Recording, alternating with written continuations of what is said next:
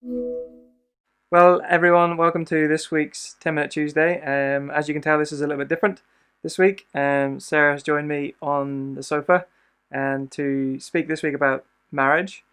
I suppose for us particularly, it's about marriage throughout this pandemic season that we've been going through. And so we just wanted to jump on here today.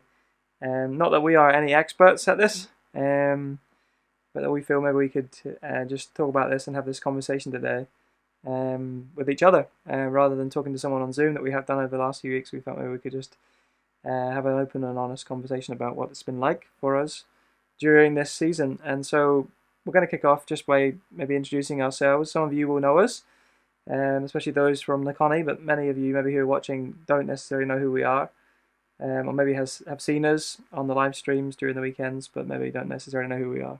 So you introduce yourself, Sarah, and then I'll do that.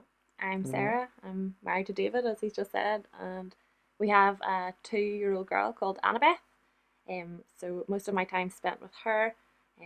Before lockdown, I was a primary school teacher part time, so it's a bit interesting at the minute and all too. So yeah, that's me. And I'm David, and married to Sarah. As she's already said, we have a 2-year-old daughter, and I'm the pastor from Nakoni Baptist Church. And so we have been pastoring there since January 2019, so coming on to 18 months now, which has gone crazy, hasn't it? So we'll give a bit of context maybe to this 10-minute conversation on marriage. For us, we've been shielding for the last nearly 14 weeks. Yeah, 90 days, 95 days or more. So some of you will be in that context of shielding. Some of you won't be, but you've all experienced in some way lockdown and isolation. So you can just imagine maybe what that's like for us. But the reason for that, maybe you want to tell the guys why we're in isolation? So I was diagnosed with relapsing remitting MS when I was 22. So because of the treatment that I'm on, it leaves me with a lower immune system.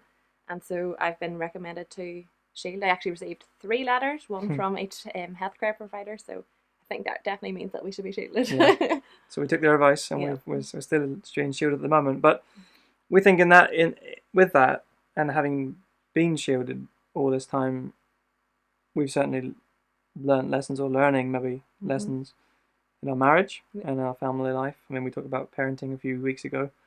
I think maybe it was week 1 actually of the 10-minute Tuesdays. But this is more about marriage, and so we want to maybe just speak into that for a moment or two, and just maybe talk about the lessons that we've learned and share them with you, and lessons that we're learning and things that we've been talking about that we feel maybe are important to not only us but to you as well, and to our church family, those who are going through it. I mean, for us, let's talk about this then. I mean, well, we've been married for 7 years, and almost 7 years, and I don't think we've ever spent so much time together. Maybe not day in day out. It's probably that in the sort of intensity that essentially you're in the house together.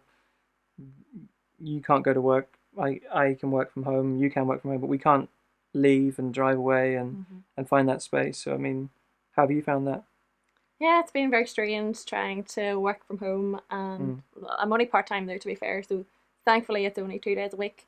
Couldn't be doing it 5 days a week on top of David preparing for sermons and devotions, and then all his recording. It's been a lot of work, and then the phone calls and everything too. So it's been pretty busy.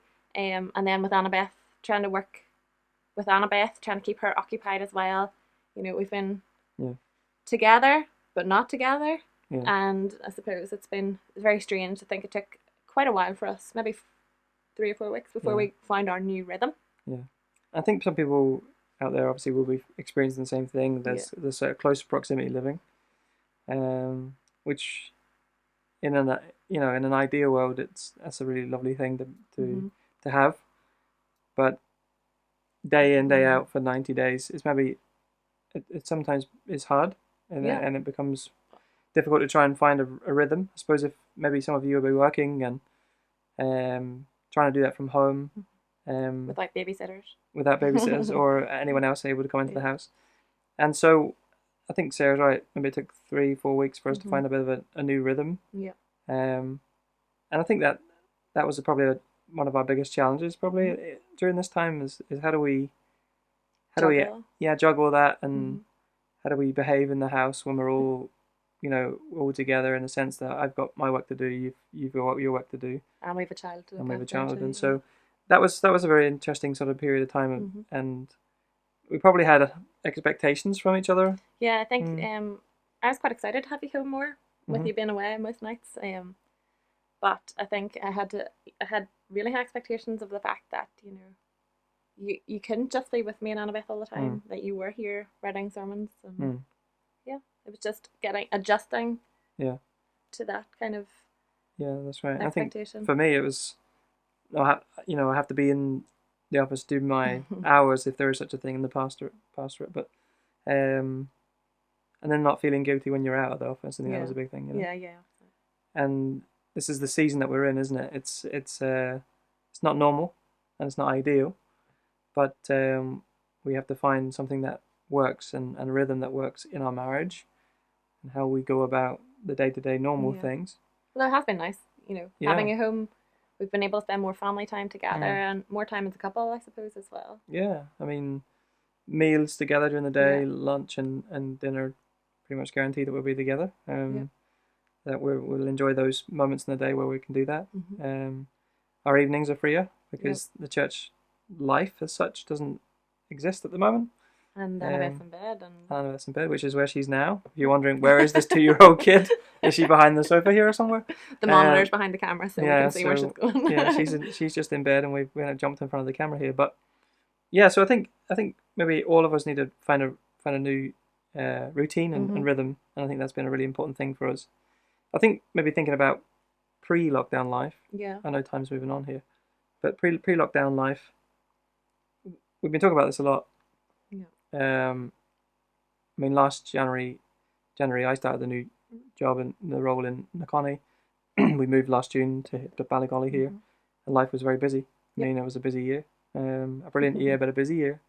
And I suppose when you're in that busy year, you actually find a way to do that. You find a way to be busy and manage that. Yeah, absolutely, and it's an enjoyable busy too. But yeah, but then when you get locked down like this, and then you realise just how busy you were, maybe.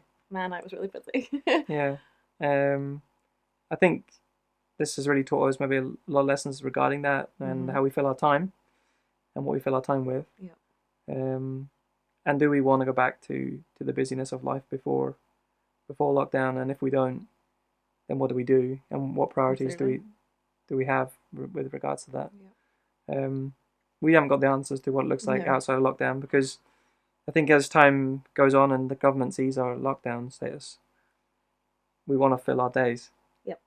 And that's a fight against what we want to do. But I think trying to even priorities. I mean, thinking of in our marriage, I'm thinking of the time that we've been able to spend together. That otherwise maybe we would fill with other things. Yeah, absolutely. And they're all legitimate things maybe that we did fill our time with, but maybe not good enough to take away. No. From our relationship. Yeah, it's been great to be able to spend this time, being still, I suppose, and to really listen to what God is calling our family into the season that we're being called into, and absolutely, what's happening next. So. No, I think that be still and know. I mean, be still and know that you're God. That I am God. I mean, that's on the back of our wall in the church, and in our hall, and everywhere. We often pass them by, don't we? And we forget maybe what God is calling us to do, and maybe He set us in the season for that reason. And so we have to take that seriously. Yeah. And these moments of being still have to result in something. And so maybe it's just a re-evaluation and taking stock of maybe what God has really gifted us with at home. Yeah. Firstly, our marriages, then our kids, and being willing to concede that after this, maybe we need to just make a readjustment of our priorities, and how many nights we're out a week, or how often we're racing up and down the road, taking our kids places, or and rather than being together at home and having meals together and reading the Bible together and putting up. I mean, the thing I've enjoyed a lot is putting Annabeth to bed at night. Even the simple Bible stories and just doing things like that, and I think that helps. And saying our prayers at night time. Yeah. You know. But Great. for us, it's hard not to blend the parenting and the marriage thing, isn't it? We sort of want to keep on the marriage theme. Yeah, for us, I mean, I say we haven't got this all worked out yet. 7 years in, and still lots to learn and lots to be learnt. But it's definitely been a season where we've been able to reflect on what we need to do to be a stronger couple, and what we would like the post-lockdown life to look like. And that's hard. That's hard work to figure that out. But by God's grace, we pray that will be the case. Yeah, I think maybe just to maybe tie off. There's so much we could say here. It's never going to fit it in 10 minutes. But yeah, I mean, as we go about in the house and as we do our own things and work as we have been working and continue to do that, there's roles, aren't there, that both me and you play in the house that have been critical to our sort of getting through this lockdown period. I mean, you've a lot of time with Annabeth, which has been great as a mum, and looking after the big kid who sits in this office and works away and needs fed every often, obviously he gets angry. But there's roles, I think, in that house that we've been able to review as well about what my role is as a husband. Trying to lead the family through the season and make sure that we don't leave the season without having thought about all throughout maybe what God is teaching us through this season. And for us to be on the same page. I mean, communication's probably been a big thing for us. Absolutely, definitely. Yeah. You know, even we've always been okay at communication, especially since we were long distance relationship at the start.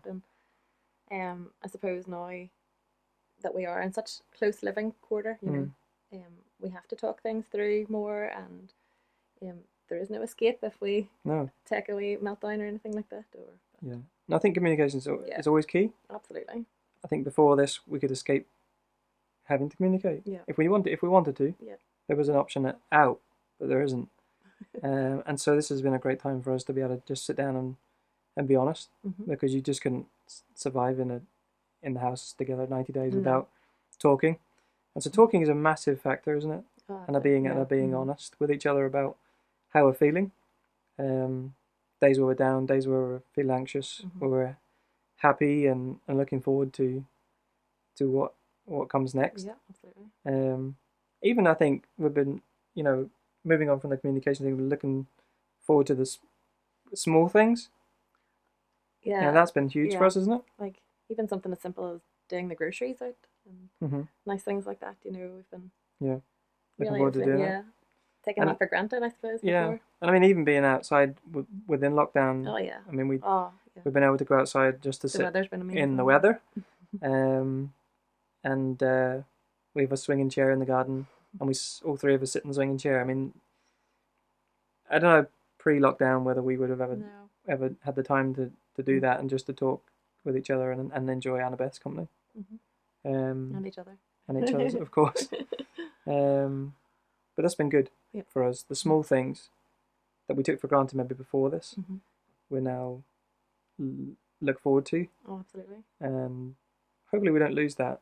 I'm praying that we don't lose that sort of mentality that these things are important to us in the potential busyness of lockdown, after lockdown. But look, time's way on. We've talked enough here, babbled on. We're good at talking. Well, I'm good at talking. But we hope that in some way you can relate with us and we can relate with you. And this isn't an easy season necessarily when we're shut down. I know lockdown's easing up a little bit, and we look forward to it afterwards. But for us, we want to take away the lessons that we've learned, and continue in the habits that we've maybe established during this lockdown period, which will, I believe, by the grace of God, help us to establish and to better our marriage as we go through this, and our family life as well. So, well, thanks guys for joining us tonight for this slightly different 10-minute Tuesday, but we hope that you've enjoyed this, being with us in our house as we share with you tonight. Okay, God bless.